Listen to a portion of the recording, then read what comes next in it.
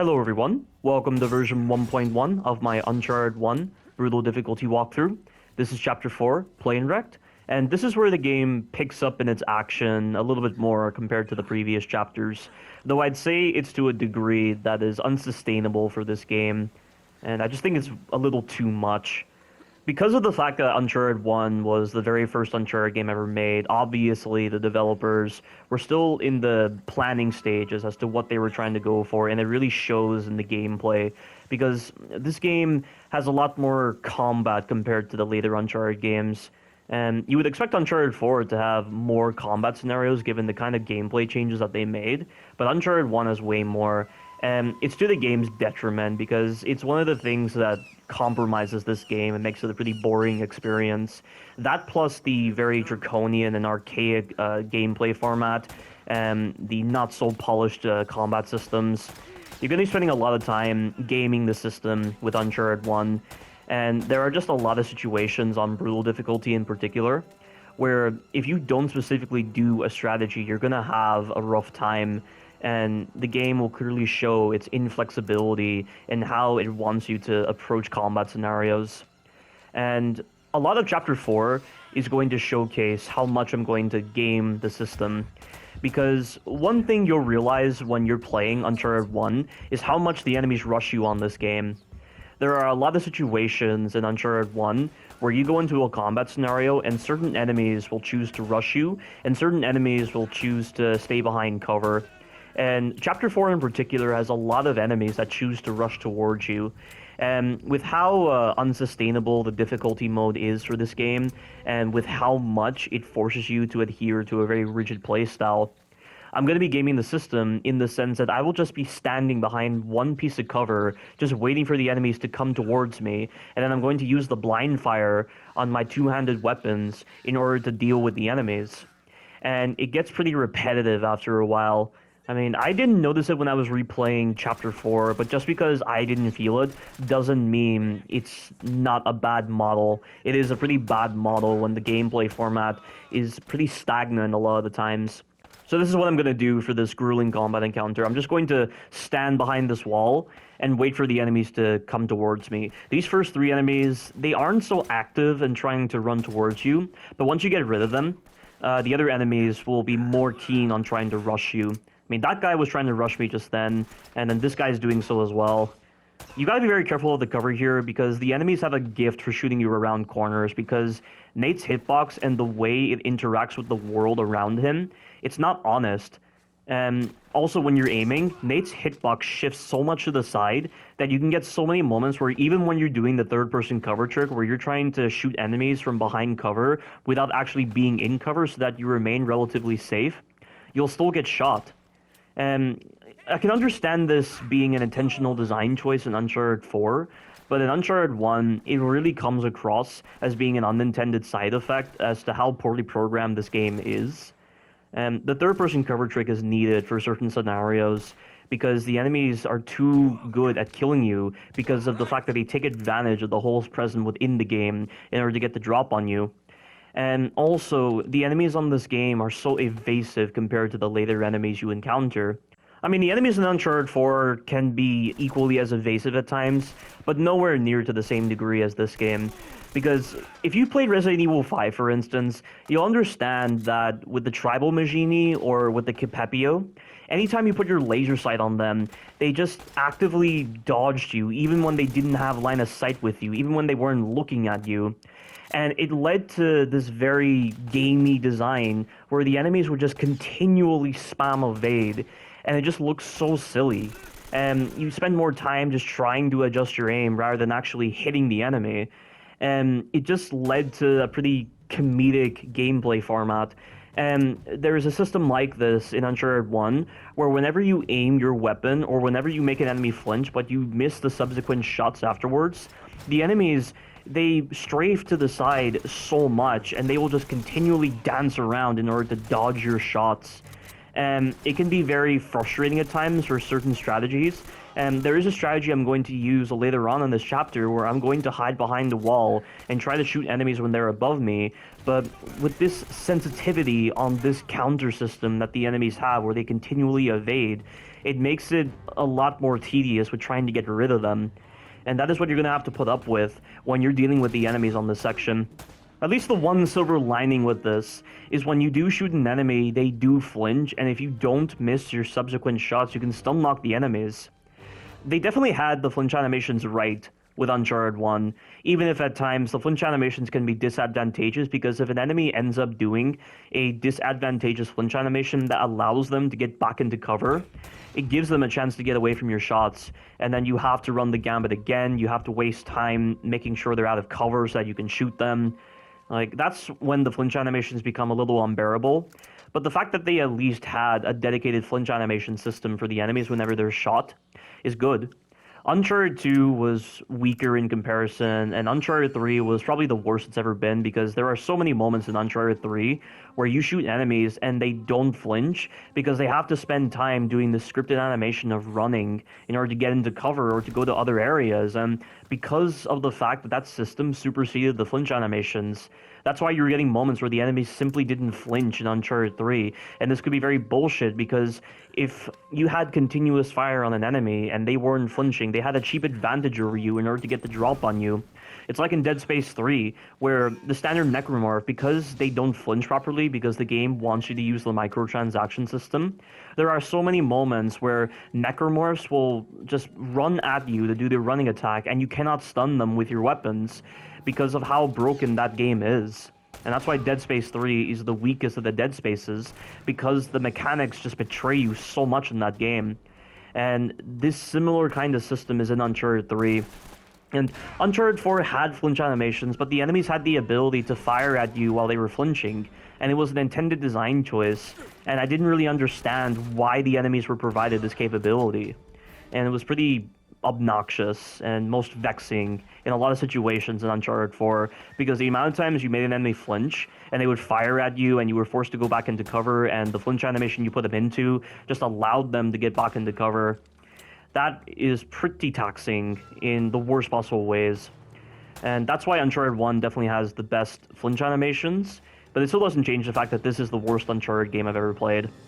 And also, this combat encounter right here, this is yet again another situation where I'm going to be using the proclivity of the enemies to rush towards me in order to get an advantage over them. So the first thing I do when I do this combat encounter is, before I open the door, I climb up on that ledge and I throw a grenade to get rid of the two enemies. If it misses, I just need to get rid of them from that vantage point. And once they're dead, I kick the door open, I then run forward and then run backwards, like what I'm doing right now, in order to trigger the next couple of enemies to spawn.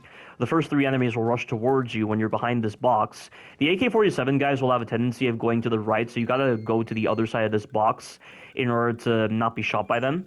And I'm just going to use the blind fire on my shotgun in order to kill the enemies when they get close. So that's what I do for the first couple of enemies, and then I just deal with the rest of the enemies using the third-person cover trick. And that spawn just then, I ran forward and then I ran backwards back to this spot, because the enemies will rush me. And a lot of them will rush me this time. But I sped up the video because they were taking a while to get here, and I had to provoke the enemies to rush forward by shooting. And so now they're rushing forward, so this is what I'm doing right now. I'm just waiting for them to get close to me, and as soon as they get close to me, that's when I use the blind fire on my shotgun. Blind firing with the shotgun is one of the most powerful things in the Uncharted games, because the fact that the shotgun fires multiple pellets will allow you to get a range advantage from cover and make sure that you are not exposing yourself when you are in cover. So this is where this mechanic becomes very advantageous. And that right there, did you see that? That shotgun, that should have killed me just then, but I don't know why it didn't kill me. There are just certain situations where when you're in cover, the damage mitigation system acts very strangely on brutal difficulty. It's almost like when you are not aiming your gun in cover and the enemies are on the other side of cover, there's some kind of damage mitigation system at play. But at times it doesn't work, so I don't know why I didn't take brutal difficulty damage system. It's so confusing. But I was very fortunate to have done the brutal combo on that shotgunner, because now I have 12 shotgun shells. And we're going to skip ahead to the next combat encounter. So you can't really call this a combat encounter because the strategy I'm going to use is I'm going to once again take advantage of the enemy's proclivity towards rushing towards me. And I'm going to sit in this spot because the enemies cannot go the full distance with trying to get a lock on me. So because they can't see me, I'm going to be able to shoot them. But the moment I expose myself by aiming, they're going to get an advantage over me because, again, Nate's hitbox is extended to the side whenever you are aiming in this game. They fixed this in the later Uncharted games. And in Uncharted 4, they made it where whenever you were aiming out of cover by not using the cover system, the third-person cover trick didn't work, which I understood. And the fact that crushing difficulty was a better designed difficulty than brutal difficulty, I could totally understand why they got rid of the third-person cover trick in Uncharted 4. I mean, the third-person cover trick could still work in the sense that you could isolate certain enemies to prioritize you, rather than having a whole bunch of enemies prioritize you whenever you're trying to aim out of cover. So you basically just fixated the camera on one specific enemy when you were simply aiming out of cover without actually being in cover, and you could control which enemies were shooting you. That was very advantageous, and it was a pseudo third-person cover trick in the sense. But here, this game does have the third-person cover trick, but it just doesn't work a lot of the times because of how dishonest the cover is on this game. And I don't know how they could QA test this game and call it serviceable because the number of times Nate ends up being shot around the corner, or the amount of times you get shot in cover, or the amount of times Nate tries to route a corner and he just can't because his own hitbox is colliding with invisible collision on the geometry. It's a very aggravating issue, and that's why I'm having to resort to these kind of cheesy methods, because the game isn't well designed to allow me to not use such cheesy methods. And you might have seen it for a little bit, but I was busy shooting one enemy, and he was just continually evading. That's what I mean when I say the enemies spam evade so much in this game. And I remember the reviews saying that they noticed this spammy nature on the evade, and it just looked downright silly. And I totally agree. And I really don't see the point in this mechanic. I really don't, because the enemies already kill you so fast in this game, but it's almost like this game was designed with easy difficulty in mind and not with the hardest difficulties in mind. And here's another stupid part. If you don't specifically hang off that ledge and climb up when you're at that position, you will most likely get shot by these enemies before you even have a chance to get up here, and you'll die. I've saved 2 bloopers of this happening. And that right there, I took advantage of the spammy evade in order to limit the time he is spending shooting.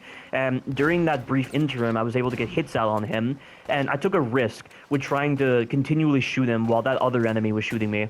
And that right there was me using the blind fire to showcase the range on the shotgun. And now using the blind fire on the shotgun is very advantageous at range, because I could have easily shot those 2 enemies without having to expose myself. But I don't recommend using the shotgun right there. I recommend using it to like damage certain enemies but not kill them, because you'll need the shotgun for the next combat encounter coming up. Because the next combat encounter coming up, it is a very lengthy encounter, and it's once again a great example of the developers not understanding how to properly do pace in an Uncharted game. And it just seems like a lot of enemies for one guy to handle. Like, the later Uncharted games, the number of enemies you dealt with made a bit more sense. Although there were certain situations, in Uncharted 2 for instance, where if you didn't push forward, the spawn would be infinite. Like, there were infinite spawn moments happening in Uncharted 2, and I can't say I noticed any infinite spawn moments in Uncharted 3, aside from the desert level, where after you do the convoy sequence, you then have that completely undeserved section where you're inside that sandstorm, and I think if you don't push forward, the enemies will just continually spawn. I could be wrong, though. But Uncharted 4, can't say I encountered any infinite spawn moments. The spawns in Uncharted 4 made sense, and the number of enemies you were dealing with made sense as well. And the combat on that game is so much fun. And there's a lot of situations where you can use power weapons to your advantage to get some kind of advantage over the enemies. And they reward the strategic use of your ammunition in order to deal with the enemies, and it was so much fun in that game.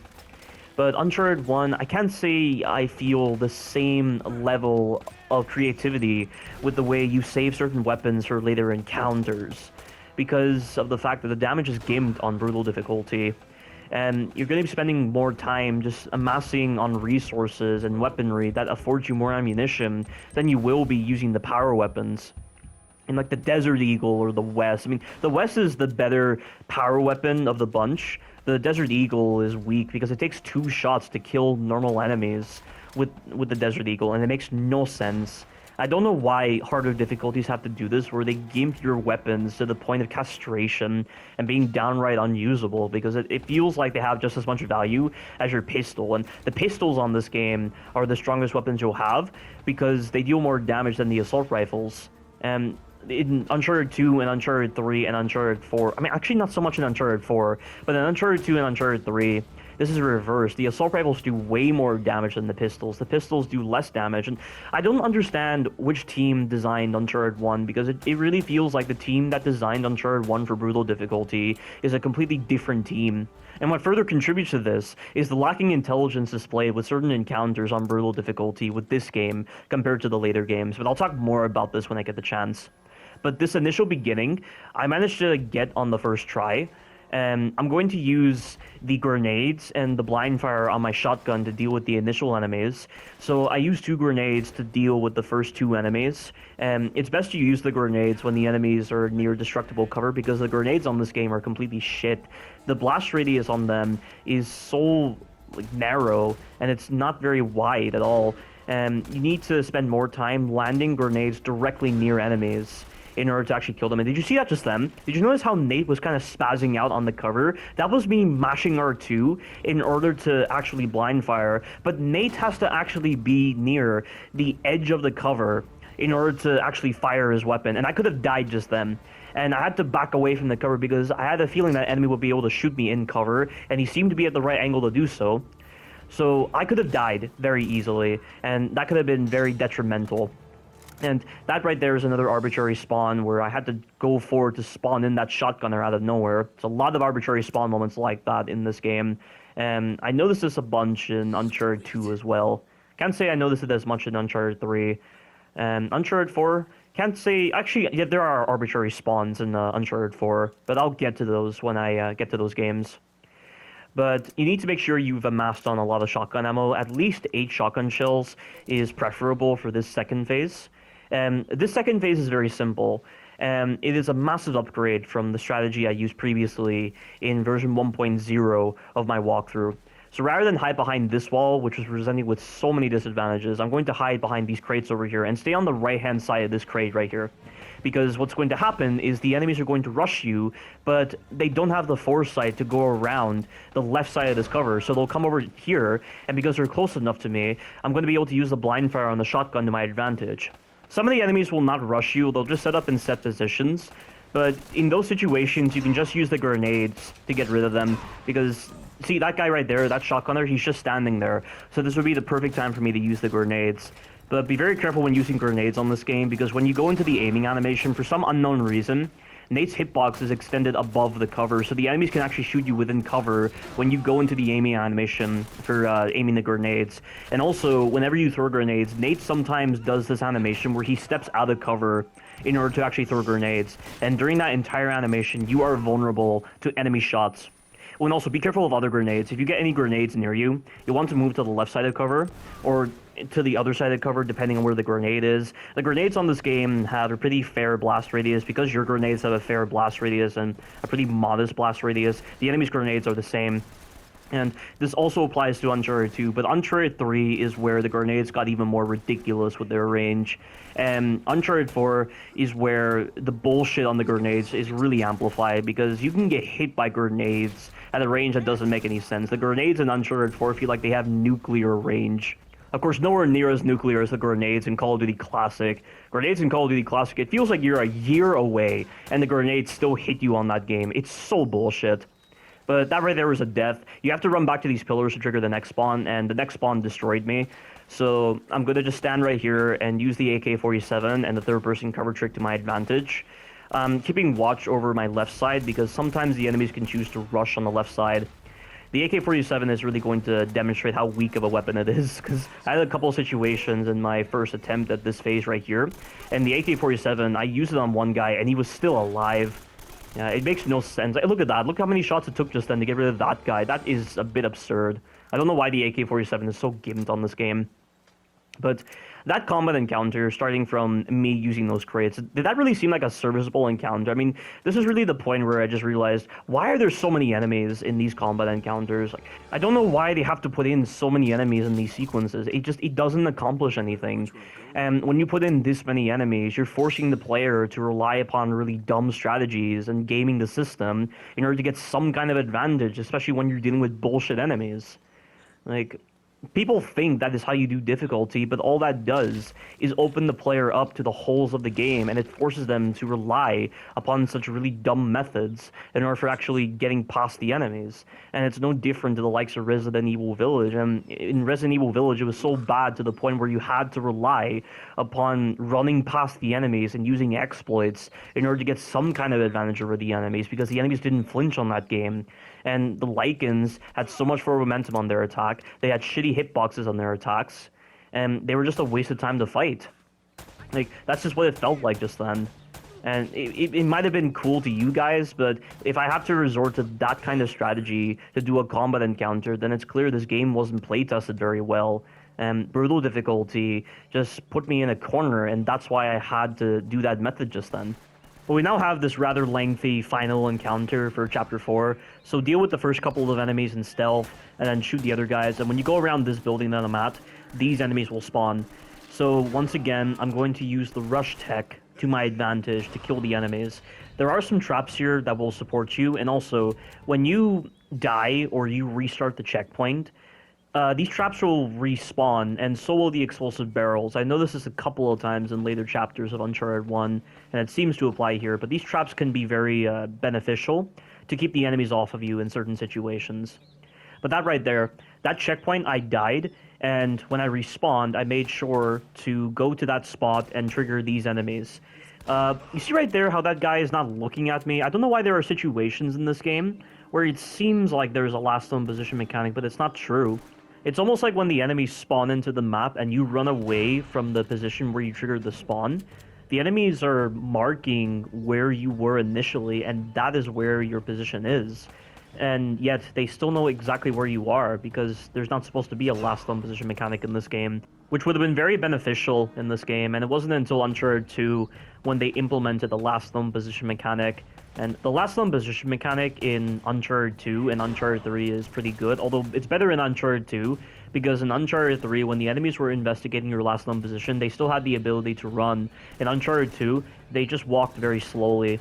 But when they were trying to throw grenades in Uncharted 2, they omnisciently knew where you were, yet at the same time, they didn't know where you were. It was one of the strangest things about the last known position mechanic in Uncharted 2. But I'm once again taking advantage of this corner to deal with the enemies that rush me. And these two enemies, they're not trying to rush me, so I'm going to use my grenades in order to get rid of them. And once again, the aiming animation with the grenades is very dangerous. See right there? I got shot. Because Nate kind of bobs his head out of cover for a bit during the animation of throwing the grenade, and that's why I was vulnerable just then. And they refined this animation better in the later Uncharted games, where Nate is still in cover when he's throwing grenades. And speaking of grenades, grenades work differently in Uncharted 1 Remastered. In Uncharted 1 Original, Nate had to actually equip grenades, and there wasn't any kind of hotkey where you had to use L1 to throw grenades. They added that ability in the remastered version, but the problem with this ability is that while they have given you the ability to press L1 to throw grenades, they haven't updated the controls and the animations. So that's why grenades are a lot more cumbersome to handle in this game, because this whole design of using L1 to throw grenades and then having Nate actually use the grenades without equipping them, it was not originally in the game, and that's why this is a lot more cumbersome. But these last couple of enemies, just use the grenade launcher, and the grenade launcher's garbage in this game. I mean, look at that. Look at the amount of times I shot grenades near these enemies, and they're still alive. It's honestly ridiculous just how gimped and effeminate the grenade launcher is in this game. That being said, though, I will still use it in the later combat encounters, because it can be useful when dealing with individual enemies, but the grenade launcher grenades suffer from the exact same problem as the normal grenades, and that right there is the end of Chapter 4, but here are some bloopers, so watch this. Nate grabs the wrong part of the ledge and I end up dying, and right here, Nate doesn't try to hang off the ledge, he instead does that animation. You have no control over that animation, so that's why those enemies spawned in, because I stood on that platform. And then here is a great example of why this game isn't suitable for brutal difficulty. I mean, that's the amount of ammunition I had before I died. do you really see any possible way for me to kill these enemies with this many pistol bullets? And the game doesn't give back enough pistol bullets. And if you were going to somehow avoid this issue without dying, you'd have to adhere to a very rigid playstyle where you have to use certain weapons at certain points in order to save up on ammunition to do this. And it's just such a waste of time. It shouldn't be that inflexible to the point of, oh, you can't do this later section properly. And I have no options here, so eventually I'm going to have to stand out of cover and try to use my shotgun, and this is not going to work, and I end up dying, and it is pretty bullshit. Now, this next blooper right over here, this is where Nate doesn't grab the ledge. Look at that. The parkour on this game is really bad because it's the first Uncharted game, and then this right here is a huge problem with the melee on this game. Because I was slightly elevated off the ground, the game could not recognize that I was in a position to melee. It's something that they fixed in the later Uncharted games, and theoretically, in this game, Nate should do the instant kill melee. I mean, you saw it demonstrated in Chapter 3, where I was slightly elevated off the ground, but Nate did that instant kill kick, and for some reason, he didn't do it right here. So, how could they design this terrain, yet this kind of problem with the melee is persistent throughout the entire game? It makes absolutely no sense how Naughty Dog could miss this kind of problem with the melee. And again, it's something that should have actually crossed their minds when even thinking about the whole idea of implementing brutal difficulty. If in the process of giving the player the ability to double their ammunition when doing the brutal combo, you're obviously designing a game where you want melee to be encouraged with actually rewarding additional ammunition, but then when you base it in this kind of terrain, and it doesn't work properly, that doesn't make any sense at all. And it's pretty broken. And I was very frustrated when that happened to me just then. But that is the end of Chapter 4. Stay tuned for the future chapters. Thank you all for watching, and you take care now.